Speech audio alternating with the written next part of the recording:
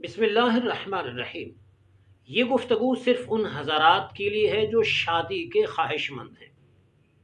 ہوا یہ کہ جب حضرت موسیٰ علیہ السلام مصر سے مدین تشریف لے گئے، وہاں لوگ کنویں کے اوپر اپنے جانوروں کو پانی پلا رہے تھے۔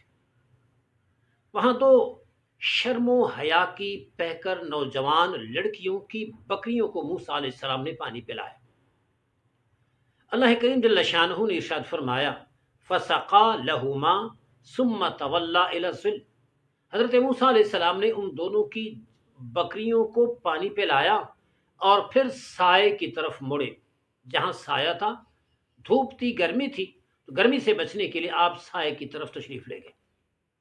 اس کے بعد موسیٰ علیہ السلام نے بارگاہ الہی میں سوال کیا، رب انی لما انزلت الی من خیر فقیر، یا اللہ تو جو بھی خیر میرے اوپر نازل کرے گا میں اس کا فقیر ہوں، میں اس کا طالب ہوں، میں اسے چاہتا ہوں، میں تیرے خیر کا منتظر ہوں، تو میرے اوپر خیر نازل فرما۔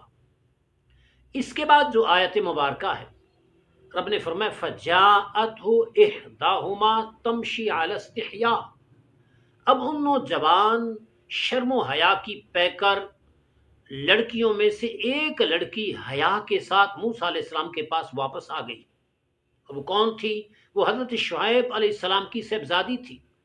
گھر جا کر والد گرامی کو موسیٰ علیہ السلام کا پتہ دیا، اس کے حالات و احوال بتائے، والد گرامی نے واپس بھیجا اور موسیٰ علیہ السلام کو اپنے گھر بلوایا، اور پھر موسیٰ علیہ السلام سے حضرت شعیب علیہ السلام نے اپنی بچی کی شادی بھی کر دی۔ علماء فرماتے ہیں جو بندہ شادی کا خواہش مند چاہے کہ میری شادی ہو، وہ قرآن کی اس آیت کو بطور وظیفہ بار بار پڑھے، اللہ پاک کرم فرمائے گا اور اس کی شادی ہو جائے گی۔ وہ الفاظ کیا ہیں؟ فَجَاءَتْهُ إِحْدَاهُمَا تَمْشِي عَلَى اسْتِحْيَاءٍ۔ یہ کلمات بار بار پڑھے، اللہ کریم اس کی مراد کو پورا فرمائے گا اور اس کی شادی کا بندوبست ہو جائے گا۔